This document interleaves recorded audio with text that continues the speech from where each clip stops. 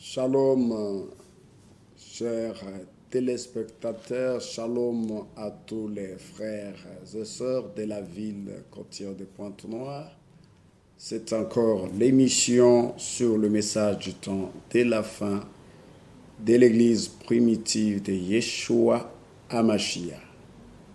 Une fois de plus, nous sommes aujourd'hui encore le 30 décembre 2022, nous sommes presque à la fin de l'année et nous bénissons encore plutôt le Seigneur qui nous a gardés pendant toute une année.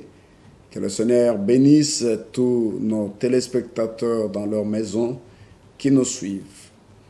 Encore en ce jour 30 décembre.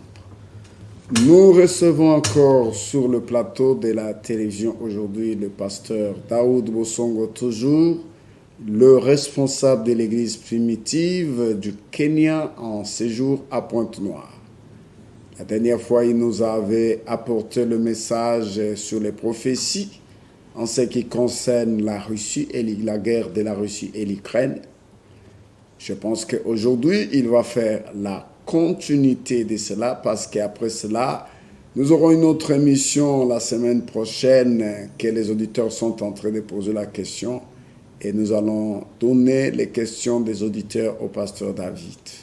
Il va prendre tout son temps pour développer encore aujourd'hui là les prophéties bibliques concernant la Russie et l'Ukraine qui est le début de la Troisième Guerre mondiale. Bonjour pasteur David. Bonjour et shalom. Alekim, frère Kefa. Comment allez-vous? Nous allons très bien. Vous vous sentez bien à Pointe-Noire? Très bien. Nous sommes très à l'aise. Nous bénissons tous nos frères et toutes nos sœurs dans la ville et puis les autorités ainsi que tous ceux qui nous gouvernent. Que le Seigneur bénisse la ville et qu'il bénisse le pays en général. Pasteur David, vous avez encore 45 minutes en face de vous pour développer votre thème en ce qui concerne les prophéties bibliques du début de la Troisième Guerre mondiale telle que vous avez commencé en ce qui concerne la Russie et l'Ukraine. Que le Seigneur te bénisse. Amen. Nous allons continuer cela. Bon, je peux revenir un tout petit peu pour que ceux qui nous suivent dans la continuité puissent comprendre pourquoi nous parlons de la Russie. Dans le premier jeu, je voulais vous montrer qu'il y a des gens, des gouvernements, des autorités dans ce monde ici qui se sont donné le droit de détruire la terre, de détruire l'humanité. Et ces gens-là, ces familles-là, ils sont en train de gouverner brutalement, sans amour, sans cœur le monde. Ils tuent, ils donnent des maladies et tout ça. Alors, ils ne savent pas que le Seigneur s'est réservé la Russie justement à l'écart de ce système-là pour infliger une correction au monde de l'Europe occidentale ainsi qu'aux Américains. Ces deux quartiers généraux du mal qui dérangent le monde entier aujourd'hui, y compris les pays africains, ces quartiers généraux doivent arriver à leur terme. Alors, aujourd'hui, nous allons continuer le même sujet, mais pour vous montrer comment ces royaumes se sont développés et se sont établis en pouvoir et maître absolu de la terre, faisant ce qu'ils veulent. Mettez-vous à l'aise, nous allons commencer à voir ces gens, comment ils ont établi leur puissance et leur religion pour leur permettre de dominer la terre et de faire ce qui est mal aux yeux de Dieu. Ils vont essayer d'établir un royaume sans Dieu et le contrôle du monde sans Dieu. Ils vont prendre dans leur pensée la place de Dieu dans la vie des êtres humains sur la terre. Vous allez même voir dans notre étude aujourd'hui certains titres de Dieu. La Bible révélera que ces gens vont prendre cela. Alors, vous savez très bien, pour commencer notre étude aujourd'hui, que lorsque le Seigneur avait créé l'homme sur la terre, il lui a dit d'être maître, de dominer et d'assujettir la terre, les hommes, les animaux, les poissons, tout ça. Ce même principe-là que Dieu avait donné à son homme qu'il avait établi au tout début, dans Genèse, je crois que si le frère peut nous retrouver cela, dans Genèse au chapitre 1er, versets 27 et 28, regardez comment le Seigneur, lui, en commençant, il a eu à établir l'homme comme maître et souverain. Lisez. Lisons au nom du Seigneur dans Oui. Genèse chapitre 1er, les versets 27. Non, 28. 28.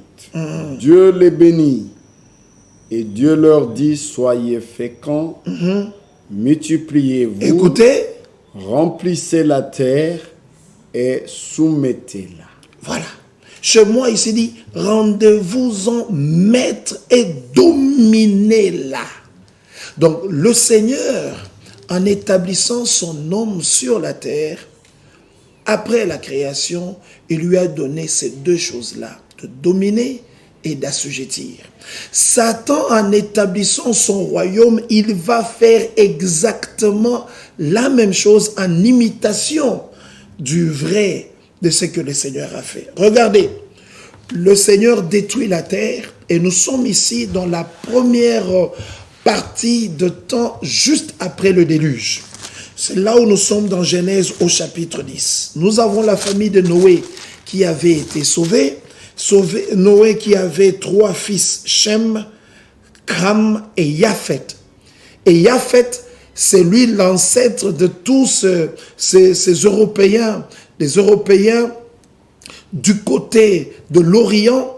Et vous trouverez que dans la liste ici des enfants qui sont nés de Japhet, Japhet dont le nom veut dire « le Seigneur m'a élargi », il aura des fils. Et regardez, la Russie aujourd'hui, si ce n'est pas le 1/6, mais ce sera le 1/3 de la terre entière.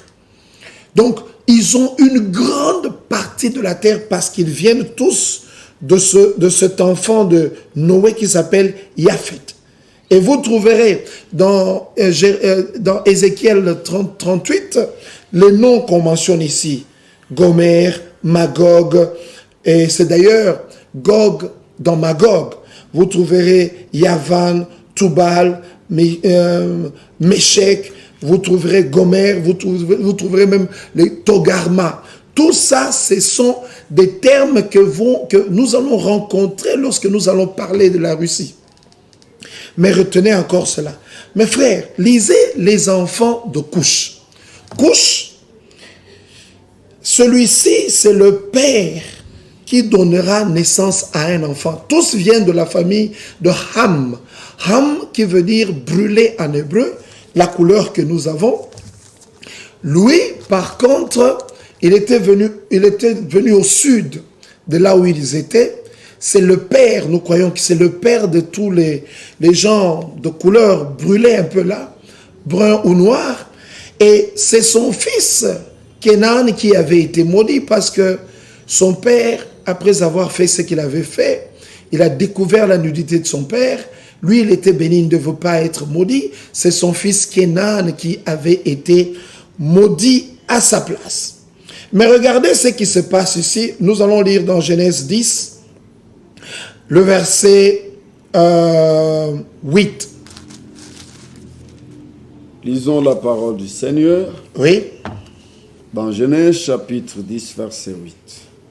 Cush engendra aussi Nimrod, celui qui le premier fut un vaillant sur la terre. Il fut un vaillant chasseur devant l'Éternel. C'est pourquoi l'on dit comme Nimrod, vaillant chasseur devant l'Éternel. Vous avez entendu ici qu'il était le premier homme à être le plus puissant sur la terre. D'autres versions rendent cela, c'était un roi, le plus absolu que le monde ait jamais connu à ses débuts. Dans ma version, il est dit qu'il avait un grand pouvoir sur la terre et il était un redoutable chasseur. Donc regardez ici qu'il est à la fois politicien parce qu'il était roi, il était celui qui dirigeait le monde en ce temps-là. Et en même temps, on parle de devant Dieu. Il était aussi un religieux. Il était à la fois un chef suprême religieux et en même temps un chef suprême politique. Alors, ces deux pouvoirs qu'il avait en lui ont fait en sorte qu'il puisse régner sur cette terre ici en maître absolu. Et pendant son temps, qu'est-ce qu'il a fait? Vous allez voir, pendant son temps ici, il n'y aura qu'un seul peuple qui parle un seul langage, qui avait une langue, avec les mêmes mots, et ils avaient une religion. Nimrod, dont le nom en hébreu, d'après le Garde, en anglais ça dit « We will rebel ». Nous allons nous rébeller. Donc ce nom de Nimrod qui a trait à la rébellion contre Dieu, il fut le premier à établir une église universellement reconnue par tout le peuple, afin que le peuple soit gouverné, contrôlé par la religion. Je suis en train d'utiliser des termes que nous allons retrouver quelque temps après dans notre étude. Donc ici, à l'entrée de jeu, dans l'Éden de Satan, dans le royaume que le monde va avoir, il y aura un maître absolu qui sera à la fois un homme politique, un pouvoir absolu, et en même temps un chef religieux. Lui-même, il sera rebelle. Et il est le père de celui qu'on appelle Babylone, le maître de la confusion, le maître de l'erreur, l'esprit même de l'erreur. C'est ici, au tout début, pour qu'il puisse régner, voilà comment elle l'a fait. Un grand chasseur, ça dit, c'est un pouvoir militaire aussi. Retenez ce terme-là, un pouvoir militaire, un pouvoir politique et en même temps un pouvoir religieux. Dans la plupart des cas, les gens qui ont dirigé le monde dans beaucoup d'autres choses ont soit été formés par l'armée ou ils ont été formés par les services d'intelligence, tout ça, dans le but de connaître, de contrôler et d'assujettir. Exactement l'imitation de ce qui se passe au tout début. Donc Nimrod ici est notre roi. Au chapitre 11, regardez comment il va faire le monde babylonien d'exister. À cette époque-là, tous les hommes parlaient la même langue. Ici, c'est le tout premier royaume babylonien. Et lorsque nous arriverons à la fin de temps, nous trouverons encore le même système païen, démoniaque, diabolique établi, où on va faire en sorte que le monde entier soit un grand village. Et nous aurons finalement un autre Nimrod ici, qui sera cette fois-là le souverain pontife, qui va être à la fois un chef politique et en même temps un chef religieux. Ils vont faire parler au monde entier la même langue. Et ils tenaient, la même langue et tenaient le même langage. Ils auront le même langage dans tout ce qu'ils veulent faire. Quant à ce qui concerne la politique, il y aura un système qui fera en sorte que tout politicien qui soit élu, il doit passer par eux pour être initié afin qu'ils parlent leur langage, qu'ils puissent comprendre leur façon de dominer. Et c'est ce système ici qui a existé depuis le temps de Nimrod jusqu'à nos jours. Le système babylonien, le système politico-babylonien pour mieux dire. Et lors de leur migration depuis le soleil levant, ils découvrirent une vaste plaine dans le pays de Shinéar. Shinéar, ça veut dire en hébreu la terre avec deux fleuves. Vous allez comprendre pourquoi les deux fleuves. Shinéar, mot hébreu qui veut dire une plaine ou un pays avec deux fleuves. Et regardez, lorsque les gens migrent, c'est généralement autour des eaux que les gens viennent s'établir. Comme ça, ils peuvent avoir l'eau à tout moment pendant leur existence ou leur séjour en cet endroit-là. Et ils vont s'y établir là. Et ils se dirent l'un à l'autre, écoutez l'enseignement. Allons, moulons des briques et cuisons-les au four. Ainsi, ils employèrent des briques comme des pierres et de bitume comme le bitume pour leur servir de mortier. Regardez ici, ils développent déjà une construction, la technologie de construire avec les briques. C'était donc des maçons. C'est d'eux qu'est venu ce mouvement qu'on appelle aujourd'hui de Freemasonry. Donc des francs-maçons, des maçons libres. Ce sont des gens qui sont des détenteurs de la construction du monde.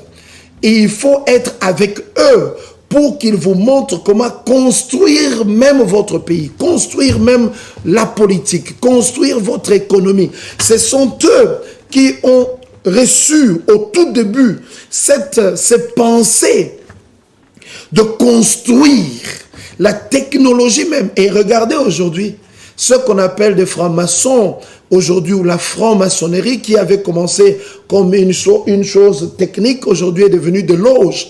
Et beaucoup se sont donnés à cela. C'est ici même la source et le début de ces choses-là.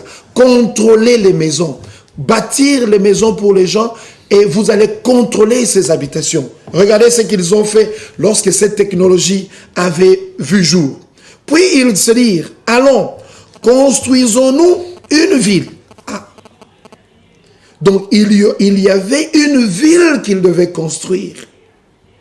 Et une tour dont le sommet atteindra jusqu'au ciel. Regardez que leur ambition ici, c'est d'avoir pour le monde entier une ville. Aujourd'hui, ce pouvoir-là, satanique, a aussi à nos jours une ville. Et la ville en question, c'est la ville, d'après le livre de la Révélation, le livre d'Apocalypse, c'est la ville qui exerce le pouvoir sur tous les rois de la terre. Et ça, c'est le système babylonien. Le système Babylone veut dire confusion. Aujourd'hui, nous avons Babylone spirituelle, c'est la confusion et à la fois de monde existant et à la fois une confusion spirituelle pour ce qui concerne la déviation dans la parole de Dieu, dans leur culte, dans leur religion. Donc, il faut avoir une ville, c'est-à-dire le quartier général de Satan. Et dans cette ville, il faut monter une tour. Lorsque nous parlons de tour, frères et sœurs, vous qui nous suivez, cette tour-là, qui avait été construite par les gens ici, dont l'idée était venue de Nimrod. Nimrod a reçu cette idée de lui-même ou de Satan. Mais regardez, si vous le comparez avec Noé, Noé ne connaissait rien. Les idées de Noé venaient de Dieu. Et Noé a construit pour sauver. Mais eux, ils construisent d'après eux-mêmes pour jeter la confusion au monde. Parce que quand vous confondez quelqu'un, vous pouvez le contrôler. Babylone, c'est exactement séduire les gens, embrouiller les gens, leur donner des idées fallacieuses et autres. Vous les embrouillez, ensuite vous pouvez facilement les contrôler. C'est ainsi que vous voyez Babylone. Et tous les Babyloniens sont contrôlés mystiquement parce qu'il doit y avoir une tour. Tour, ça veut dire quoi? Ça veut dire tout ce qui a la possibilité de dominer, de contrôler. Même à l'aéroport, moi j'ai fait l'aviation civile. À l'aéroport, dans la circulation aérienne, il y a toujours une tour. Et une tour n'a pas le même niveau que les maisons normales. Elle est toujours élevée. Et Nimrod, très malin qu'il était, il se disait déjà en lui-même, comme le monde vient d'être détruit par l'eau, je vais construire une tour pour que, au cas où Dieu, si jamais il avait une autre idée de détruire la terre avec de l'eau, tout le monde ne mourra pas. Certaines personnes seront dans la tour. Voilà des idées d'enfants, des idées diaboliques que Nimrod avait déjà développées en ce temps-là. Donc, il fallait avoir un endroit où il faut non seulement avoir la domination sur les gens, mais il fallait avoir le pouvoir, le contrôle et l'assujettissement. Voilà la raison de la tour. Ça doit être dans une ville, souligner la ville, et il faut que dans la ville qu'il y ait le tour. Et cette tour-là, c'est aussi le trône. L'être humain a toujours tendance, lorsque vous élevez un homme au-dessus Les autres hommes qui sont en bas ont tendance à l'adorer, ont tendance à le considérer comme Dieu, et ça a toujours été dans le commun des mortels. Et lui, habité par Satan, il avait exactement la même ambition. Et qu'est-ce qu'ils ont fait ici? Pendant ils étaient déterminés, allons, construisons-nous une ville et une tour dont le sommet atteindra le ciel. Voilà, toujours l'orgueil. Ils veulent s'élever eux-mêmes. Ce n'est pas le Seigneur qui les élève, mais ils s'élèvent eux-mêmes à cause de l'argent, à cause de la tour, à cause du pouvoir. Et il dit, alors notre nom deviendra célèbre et nous ne serons pas disséminés sur l'ensemble de la terre. Donc l'idée ici, c'est d'unir le monde entier sous un leadership. Le leadership d'une seule personne. Et il dit, l'Éternel descendit du ciel pour voir la ville et la tour que les hommes construisaient. Alors il dit, voici qu'ils forment un seul peuple, parlant tous la même langue. C'est là ce qu'ils ont entrepris de faire. Et maintenant, quels que soient les projets qu'ils concevront, rien ne les empêchera de les réaliser. Regardez aujourd'hui, c'est vrai ce que le Seigneur dévoile ici. Lorsque vous arrivez à réunir le monde entier et leur faire parler votre langage, ils prennent votre langue, on détruit les autres langues, on établit une langue de contrôle. Avec cette langue-là, ils vont entreprendre des choses qu'ils ne vont pas échouer. Et c'est ça même la politique européenne. C'est ça même la politique babylonienne. Ils vont faire parler la langue religieuse à tout le monde entier. Et utilisant la religion, ils vont ainsi contrôler la terre. Utilisant la religion, parce que la religion est utilisée comme une drogue. Avec ça, les empereurs, comment on appelle les dictateurs contrôlent la terre. Et c'est comme ça que le mal dans le monde a évolué. Et le Seigneur dit, ah bon, s'ils ont fait ça, alors ils vont réussir. Et effectivement, regardez comment ils ont réussi. Tout ça, c'est remplacer, vouloir remplacer Dieu, que l'homme devienne Dieu de l'homme. Et cette pensée-là, aujourd'hui, beaucoup de branhamistes ont accepté ça. Ils ont pris Branham pour le mettre à la place de Dieu.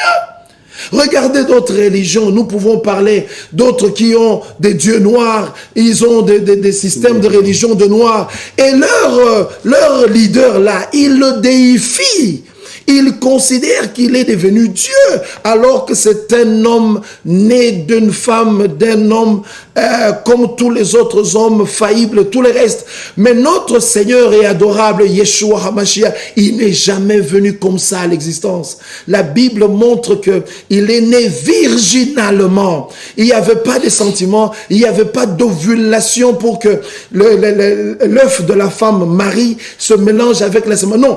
Tout était créé dans Marie. Et le Seigneur Jésus-Christ n'avait aucun sang qui était le sang de Marie. Tout était divinement créé en elle par le Saint-Esprit. Et l'enfant qui était né était appelé le Fils du Très-Haut. Il avait l'ADN et le sang du Très-Haut. Amen. Regardez comment ici le Seigneur est descendu pour confondre ça. Frère, regardez. C'est difficile d'évoluer, c'est parce que nous sommes en train d'établir les bases. C'était une religion universelle. Et cette religion universelle a vu naissance par Nimrod. Et lorsque le Seigneur est venu les éparpiller sur la terre, il n'avait pas enlevé leur religion. Il avait tout simplement enlevé leur langue. Ils ne pouvaient plus se comprendre l'un l'autre. Mais chacun est allé là où il est allé avec la même religion et les mêmes pratiques. Regardez aujourd'hui pour vous prouver cela. Nous avons beaucoup de religions dans le monde, mais qui se ressemblent toutes. Pourquoi? Parce qu'elles sont toutes la religion de Nimrod. Regardez le catholicisme. Nous venons d'avoir cette fête païenne qu'on appelle Noël. Noël qui d'ailleurs, s'il faudrait l'étudier très bien, le mot est le mot en anglais no, ça veut dire non, pas, la négation.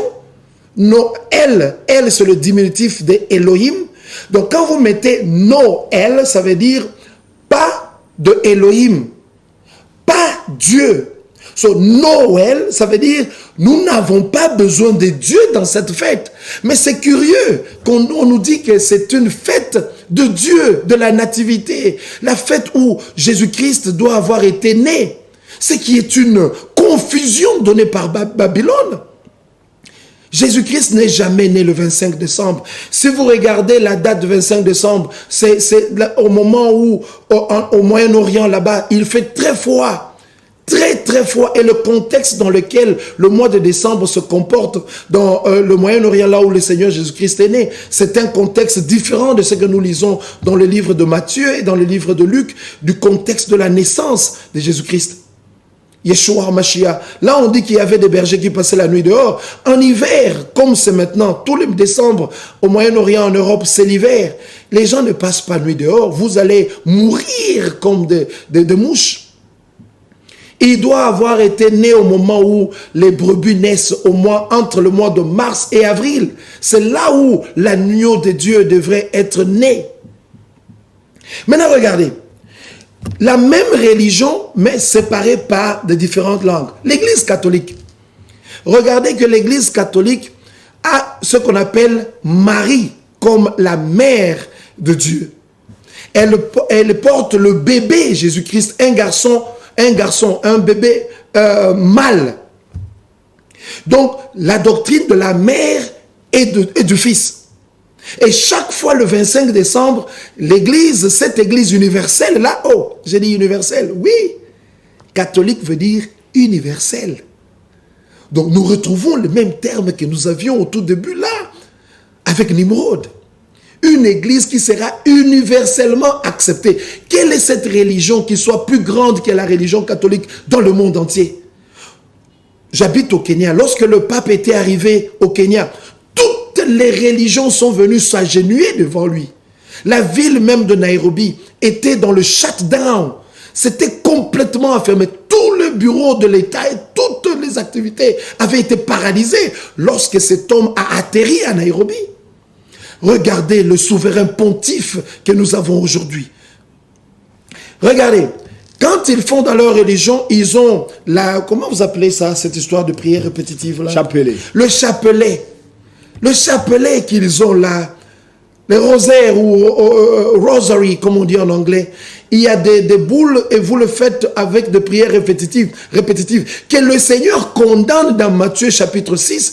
Ne faites pas de prières répétitives. C'est le système de païens. Mais regardez, cette religion-là, non seulement qu'il y a une femme, mais il y a aussi le fils. Pas une fille, mais un fils. Mais qu'est-ce qui se passe là? Ils ont, à part ces deux-là, la religion de la mère et du fils, vous avez aussi les chapelets, les prières répétitives. Ça, c'est le catholicisme. Prenez le bouddhisme. Le bouddhisme, vous verrez aussi, le grand Bouddha là, c'est une grosse femme assise avec un enfant mâle assis sur ses cuisses. Et cette religion parle une autre langue différente de la langue latine que l'Église catholique utilise. Ils parlent leur langue, mais ils ont aussi leur chapelet. C'est curieux. Regardez les Arabes. Ils ont développé en Arabie la religion qu'on appelle l'islam. Ils ont aussi la femme et le fils dans presque toutes les mosquées. Vous verrez au-dessus la lune et l'étoile. Et la lune, c'est quoi? D'après les Écritures, ici dans Genèse, lorsque notre père Yosef avait vu la vision de ce qui allait être dans le futur, il a vu le soleil, la lune et 11 étoiles qui s'agenouillaient ou se prosternaient devant lui. Son père qui était prophète en a reçu l'interprétation. Il a dit, tu veux parler du soleil, moi, ton père, et de la lune, ta mère, et de 11 étoiles, tes frères. Donc la lune représente une femme, une mère. Et l'église, la mosquée a exactement pris la lune comme l'église catholique a pris Marie. Marie qui était une mère. Et Marie portait le fils. Jésus-Christ. Regardez dans la mosquée, la lune porte l'étoile. Un fils mâle. Je pense que vous comprenez de quoi il s'agit. Vous parlez à tous les musulmans au sujet de ça. Beaucoup d'ailleurs ignorent de quoi il s'agit. D'autres vont vous donner d'autres explications qui ne tiennent pas. C'est ça la vraie explication. Vous allez chez les hindous. Les hindous, eux, ils ont une femme. C'est encore une femme qui apparaît là avec beaucoup de bras. Elle est aussi assise sur ses cuisses. Il y a encore un fils mâle qui peut être soit de couleur blanche ou de couleur noire. Et regardez, ils ont aussi la même chose. Leurs prières, ce sont des prières répétitives. Ils le font avec les chapelets. Donc, la religion de Nimrod, c'est la religion universelle. La seule différence, c'est la langue qui les sépare. Si c'est vrai, même à la maison, vous direz Amen. Amen. N'est-ce pas, mon frère Kefa? Amen. Avez-vous déjà remarqué ce système-là partout? Exact. C'est cela dont nous parlons. Mais le Seigneur Jésus-Christ, qui connaissait la religion de Nimrod, la religion universelle, a attaqué cela dans Matthieu au chapitre 6, où il dit, ne faites pas de prières répétitives, parce que les païens pensent que plus vous répétez les prières, c'est en ce moment-là que le Seigneur va vous écouter. C'est une hérésie. Et il y a une certaine église, l'église catholique, lorsque on vous punit, on vous demande d'aller faire répéter plusieurs fois les prières. Mais depuis quand prier, c'est une punition? Et dans le droit canon, nous allons le développer pour montrer pourquoi la Russie doit venir et détruire ces quartiers généraux. La première bombe tombera aux États-Unis. Et sa deuxième bombe tombera dans l'Europe mariale, l'Europe de l'Ouest, l'Europe qui célèbre, qui adore Marie.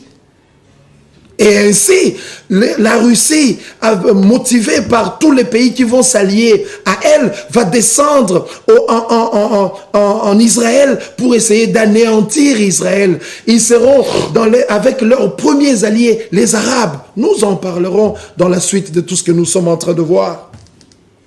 Maintenant, regardez qu'ils vont bâtir une religion dans une ville pour contrôler le monde. Mais cette vision est vue, encore frère Kefa, vous trouverez cela ici décrit très bien dans le livre de Daniel. Daniel au chapitre 2, lorsque Daniel va parler du roi babylonien et du futur même de royaume de la terre.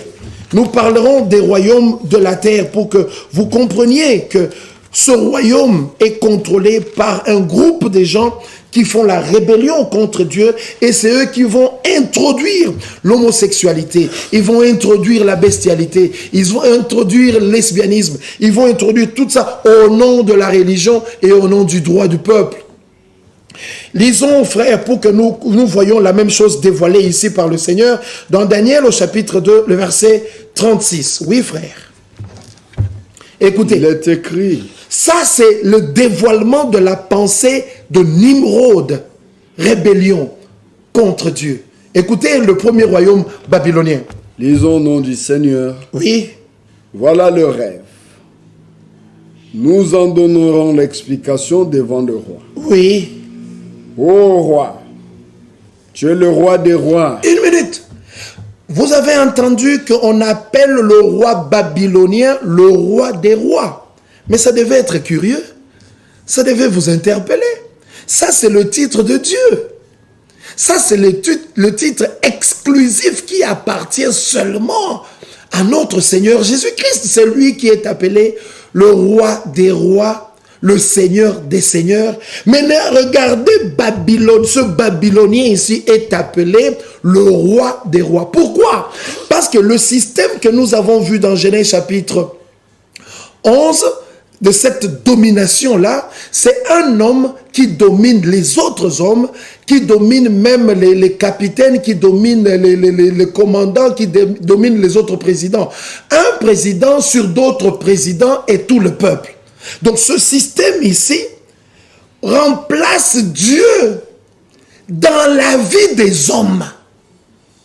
Dieu sera exclu dans les règnes des hommes. Mais ils ne savent pas que c'est le Seigneur Dieu qui domine toujours même dans les règnes des hommes et qui l'établit qui il veut. Lorsque Adam est tombé, ce pouvoir qui lui a été donné lui a été volé par Satan. Et Satan en fait aujourd'hui ce qu'il veut. Écoutez ce qui est écrit ici. Donc, le roi de rois veut dire, il y aura un président, un roi qui va dominer sur tous les autres rois. Mais la Russie n'acceptera pas cette domination ici. La Russie se rébellera contre ce système ici. Voilà pourquoi il y a la crise que vous pouvez constater qui a déjà commencé en Russie contre ce pouvoir. Ce n'est pas l'Ukraine qui est visée. C'est le pouvoir derrière l'Ukraine que la Russie attaque. Oui, frère. Ô roi, tu es le roi des rois. Voilà. Car le Dieu des cieux t'a donné le royaume. Écoutez, on lui a donné quoi? Le royaume, ça c'est un. La puissance. La puissance, deux. La force et la gloire. La force, trois. Et la gloire, quatre. Regardez, c'est ça qui dirige tous les royaumes. C'est ce pouvoir-ci que, originalement, Adam avait reçu. Mais maintenant, ici, depuis qu'Adam était tombé, c'est entre les mains de Satan. Regarde qu'il a tout ça. Frère, mettez un peu un doigt, si vous pouvez aller avec nous rapidement dans Matthieu chapitre 4. Matthieu au chapitre 4. Qu'est-ce que Satan avait dit à Jésus-Christ? Il va lui rappeler ce pouvoir-ci. Aussi, il va lui rappeler les royaumes de la terre. Dans Matthieu au chapitre 4 ou dans Luc au chapitre 4, vous trouverez le même récit. Regarde comment le Seigneur sera élevé. Je crois que c'est le verset 7, si je ne me trompe pas. Oui, frère. Le diable le transporta encore sur une montagne très haute. Oui. Et montra tous les royaumes du monde. Il lui a montré, parce que dans notre développement ici, il y aura 4 royaumes. Le premier royaume, c'est le royaume babylonien, qui sera représenté plus tard dans Daniel au chapitre 7 autrement. Il y avait Babylone, il y avait les Perses et les Mèdes, il y avait les Grecs, et il y aura encore les Romains. Donc le pouvoir romain, c'est le pouvoir Babylone, c'est Babylone mystère. Ce pouvoir qui était va revenir. Parce qu'il n'y a rien qui est nouveau sous le soleil. Ce qui a déjà été. Et le pouvoir que nous avons aujourd'hui, d'un homme qui est à la fois politicien et en même temps chef religieux, nous en avons aujourd'hui dans le monde. Et aujourd'hui, nous avons une ville aujourd'hui établie dans le monde qui domine sur tous les rois de la terre. Et aujourd'hui, le monde entier parle le langage catholique. Vous avez le langage catholique dans la Trinité, Dieu le Père, Dieu le Fils, Dieu le Saint-Esprit. C'est toutes les religions du monde qui sont dans la Trinité.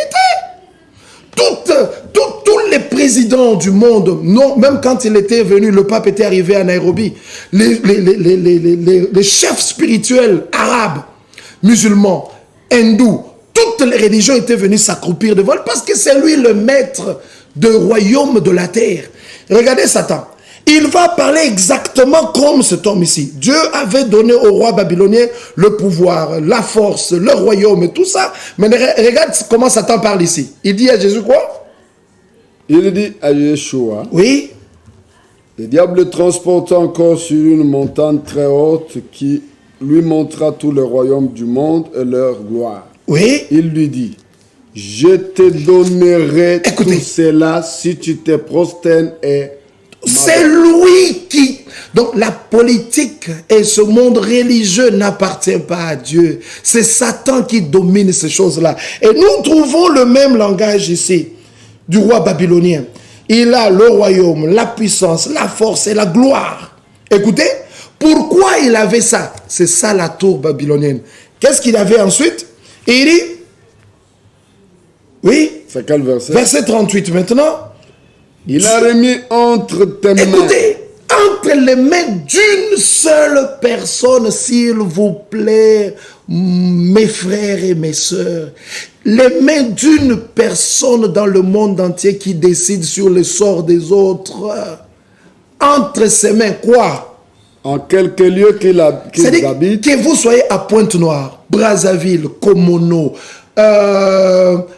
Kinshasa, Sibiti, que vous soyez au Maroc, en Algérie, que vous soyez aux États-Unis, en France, que vous soyez, quel que soit votre pays, votre langue, votre race, tout ça, quelque lieu que vous soyez, on a remis entre les mains d'une personne de faire quoi? Les fils des hommes. Tous les fils des hommes sont remis pour être contrôlés par le Nimrod du temps de la fin. Voilà votre royaume qui détruit la terre aujourd'hui.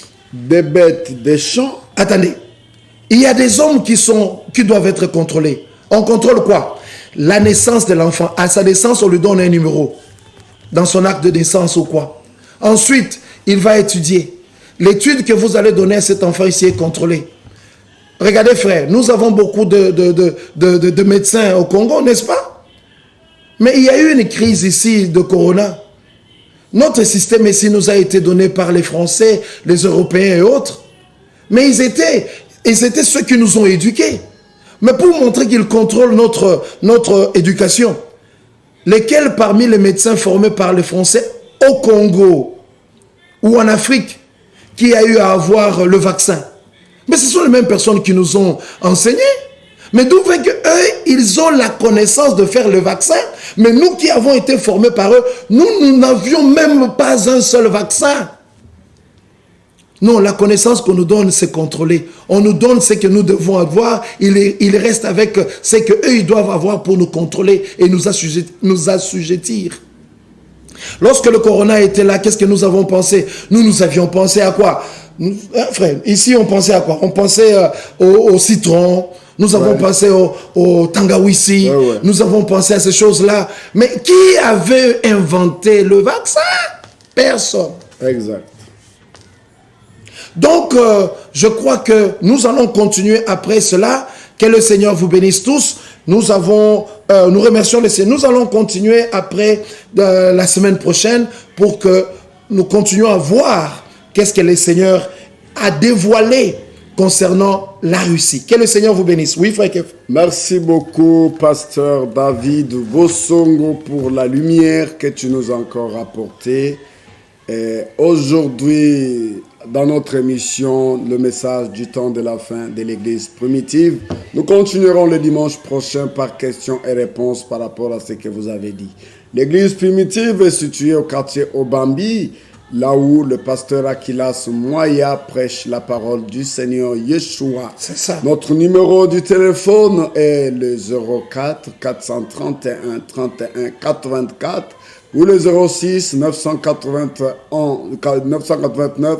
1105 ou atteindre le pasteur Akilas au numéro 06 933 02 35. Que le Seigneur vous bénisse, qu'il bénisse tous les frères dans la ville de Pointe-Noire et la population de la République du Congo, y compris les autorités de ce pays ou de cette ville. Ciao, shalom.